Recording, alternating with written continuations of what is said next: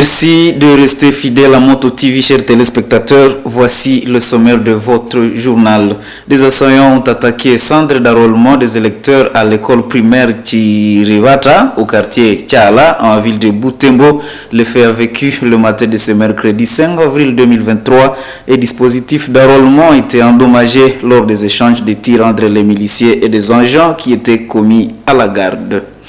Les enseignants de Butembo, Lubero, Beni sont appelés à mettre en profit les compétences des étudiants dans le système LMD, Conseil des experts de l'ESU, à l'occasion de la clôture de l'atelier de formation des enseignants du secteur de l'enseignement supérieur et universitaire INSU, ce mercredi 5 avril 2023. Pendant 3 jours, des enseignants ont été entretenus sur le thème « Enseigner et évaluer autrement dans le système LMD ».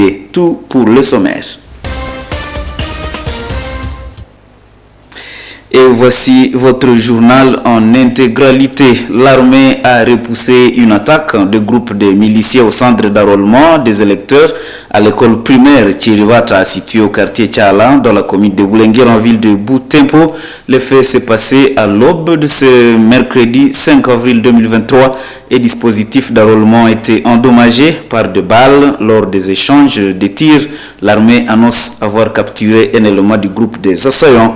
Suivez ce reportage de Mwanampenzi Manzekele. C'est ce centre d'enrôlement situé au quartier Kiala dans la commune de Boulenguera qui a été attaqué par un groupe d'hommes porteurs d'armes à feu. Ils sont arrivés sur les lieux à l'aube, tel qu'il explique cet agent de la police, l'un des éléments commis à la garde de ce centre.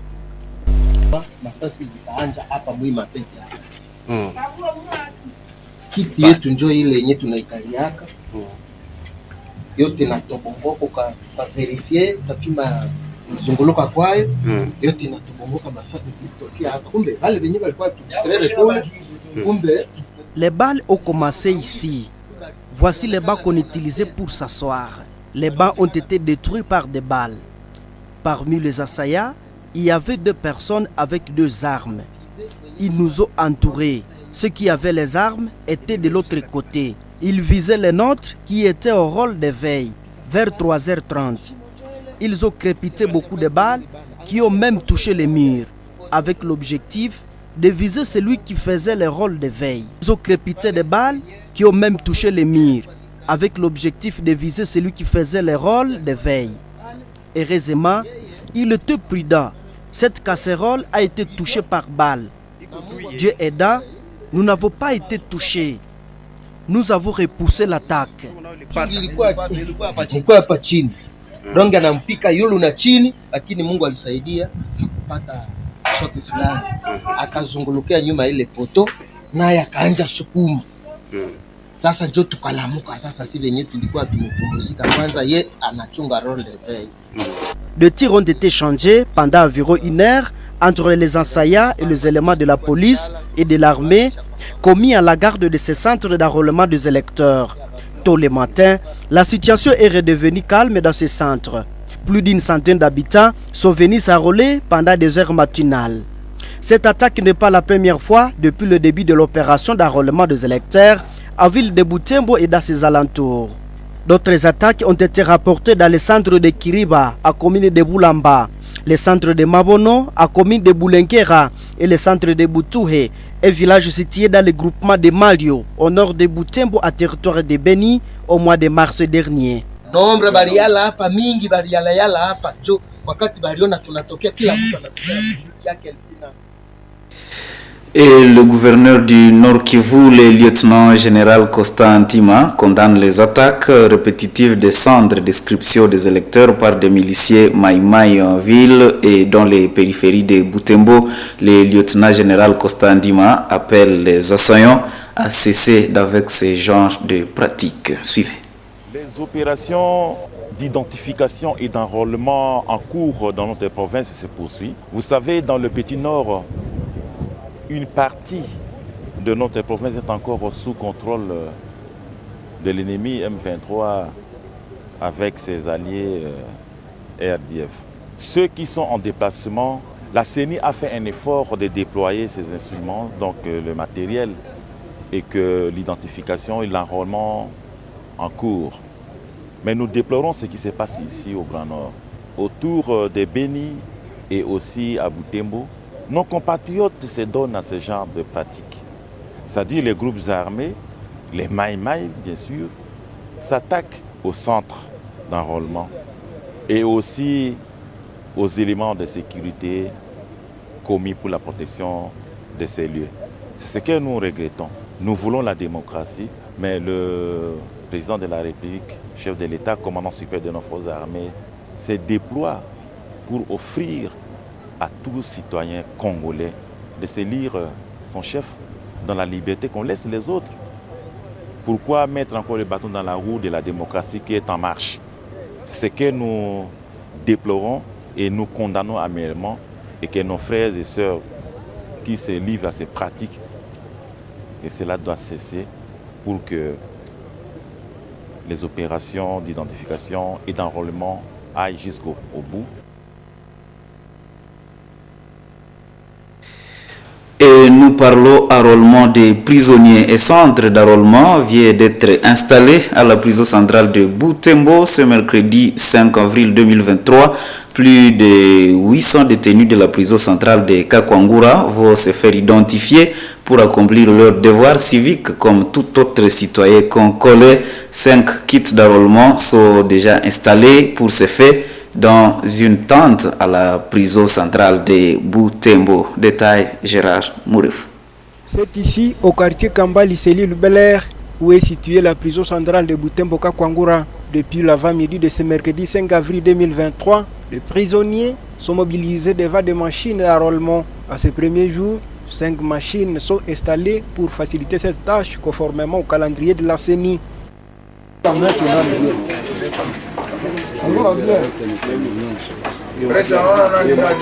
Puis sont locataires de la prison centrale de Butembo recevront des cartes de lecteurs. Pendant 2 jours, tous les prisonniers de la prison centrale de Butembo auront tous reçu leur carte de lecteur ou laissé attendre des agents de la CENI affectés à ces lieux.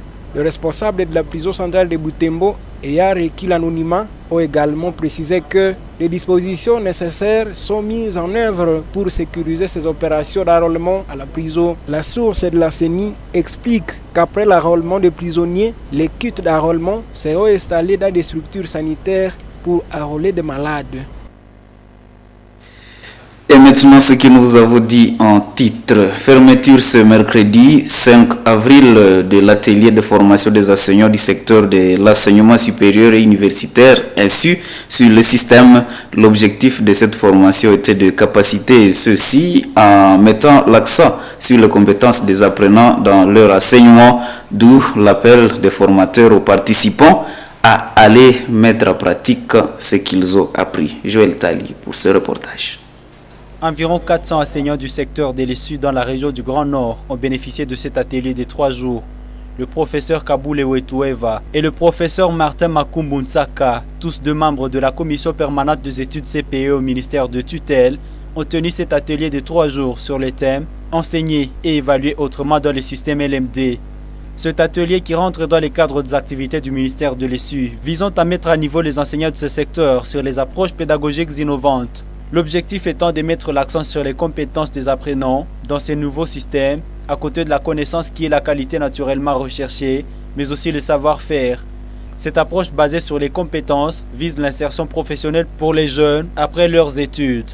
Le professeur Kaboule Wetueva, secrétaire de la commission permanente des études à l'ISU, a appelé les enseignants formés à penser l'enseignement autrement de cette formation. Et c'est pour dire à vous et à votre représentante que nous rentrons avec une très bonne impression. Qui veut dire que nous n'allons pas agir dans ces pays.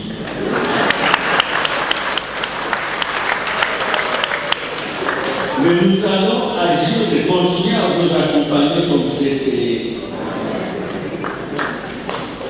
Alors, sur ce, nous sommes très contents.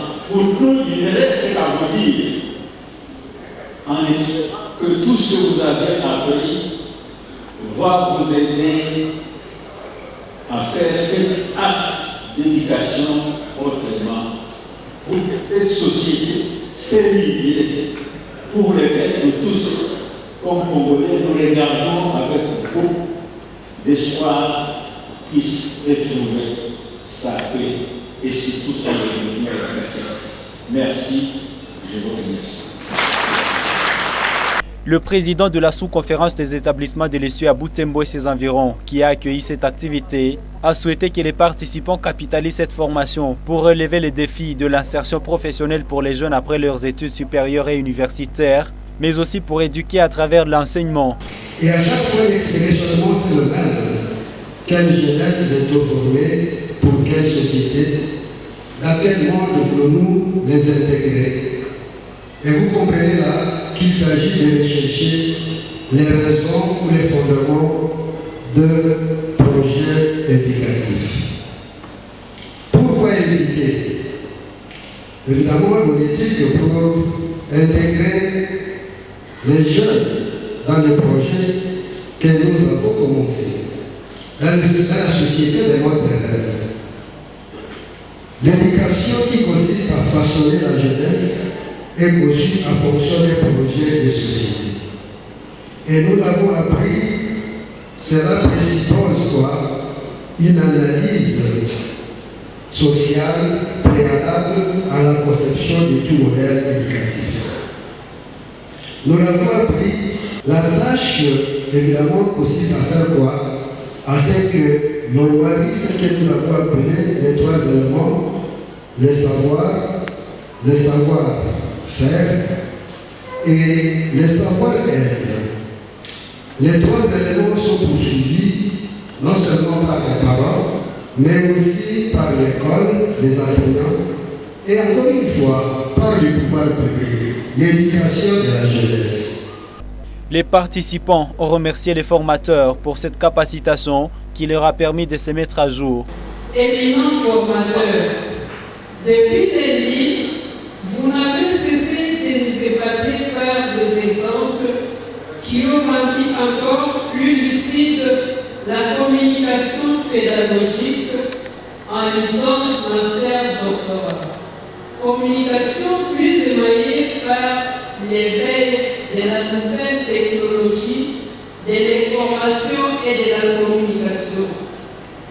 Votre façon d'introduire les idées, harmoniser les étapes d'une communication pédagogique, principalement à la structure qualitative des objectifs d'un enseignement et d'une leçon.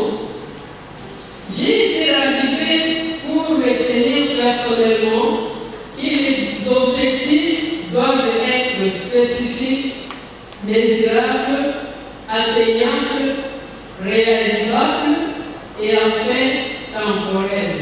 Le représentant du maire à cette activité a salué ces assises et recommande aux enseignants d'accorder une place importante à l'éducation civique dans leur programme pour éradiquer les antivaleurs dans ce secteur d'enseignement. Ce, au vu des récents événements ayant abouti à des incidents causés par des étudiants. Après cette formation, les enseignants ont reçu des certificats attestant leur participation à cet atelier sur la pédagogie universitaire initié par le ministère de l'ESU pour leur mise à jour sur les systèmes LMD.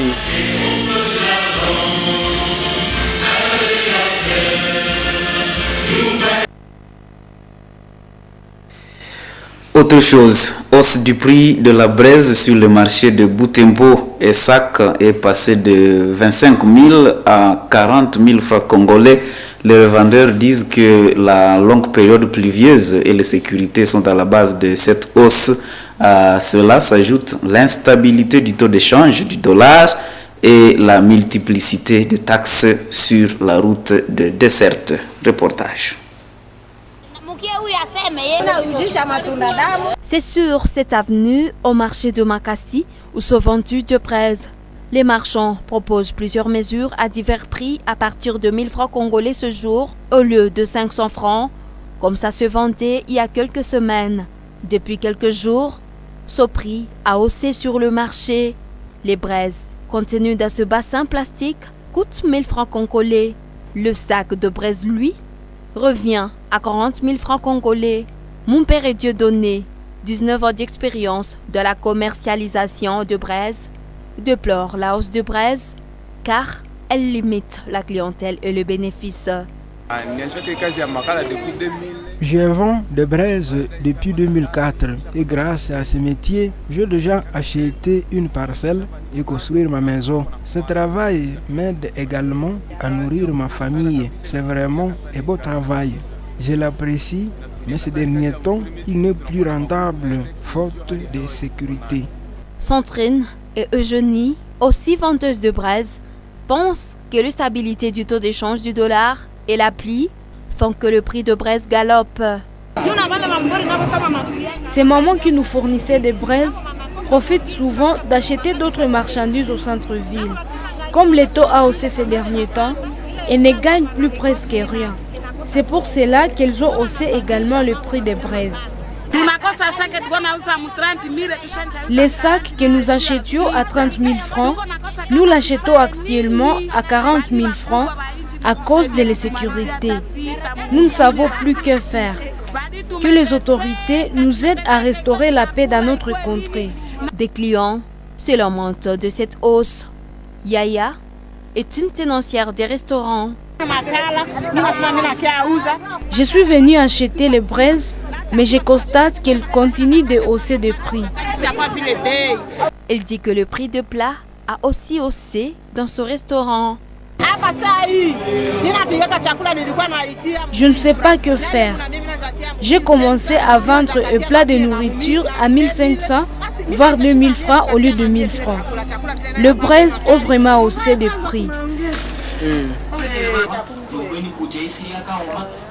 Les braises sont beaucoup utilisées dans des ménages et des restaurants en vue de Butembo, à côté du bois de chauffe.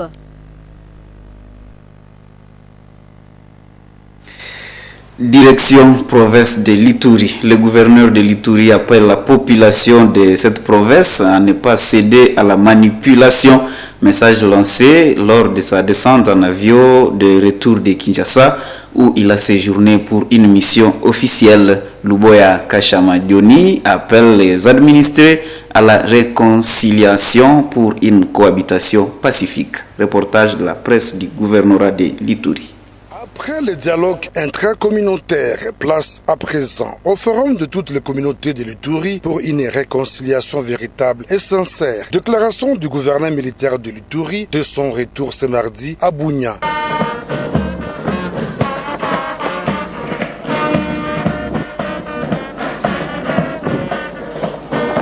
En provenance de Kinshasa. Je tiens à féliciter toute la population iturienne parce qu'elle ne cède jamais à la manipulation. Toute la population iturienne aujourd'hui, nous pouvons dire que nous avons eu notre dialogue, le dialogue intracommunautaire.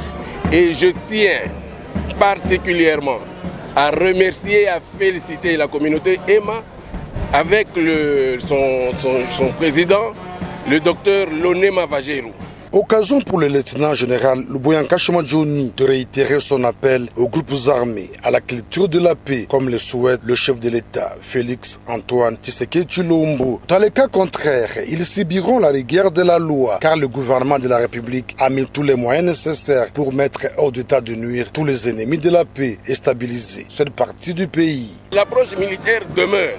Les groupes armés qui ne vont pas accepter ou qui vont continuer avec les exactions, ne vous en faites pas, j'étais avec le nouveau ministre de la Défense. Si les gens ne veulent pas s'arrêter, il faut absolument qu'on réagisse et on va réagir. Le commissaire divisionnaire principal, Alonga Boni Benjamin, alors vice-gouverneur sortant de l'Ituri, élevé au rang du chef de la police en RDC, a fait également le déplacement de l'aéroport Morongo de Bunia pour manifester son sens de collaboration qui a toujours existé avec le lieutenant général Luboya Kashamadioni lors de son passage dans cette province après 2 ans de loyaux service rendu à la nation. Mesdames et messieurs, avant de clore cette édition du journal, sachez que le président Félix Tshisekedi a décrété la date du 6 avril d'une journée chômée et payée en République démocratique du Congo par l'ordonnance du 30 mars. D'après actualité.cd, cette journée part de la grande cérémonie de mardi 6 avril 2021 à l'occasion des 100 ans de la religion kibanguiste célébrée à Kamba, en province du Congo central, où le chef de l'État avait promis le faire. Cette journée est décrétée en mémoire de Simon Kimbangu, fondateur de l'église kimbakiste. Il est hissé au rang des héros nationaux, grand cordeau à l'ordre de Kabila et Lumumba. Chers téléspectateurs, c'est ici que s'achève cette édition du journal sur Moto TV. Merci de l'avoir suivi. Au revoir.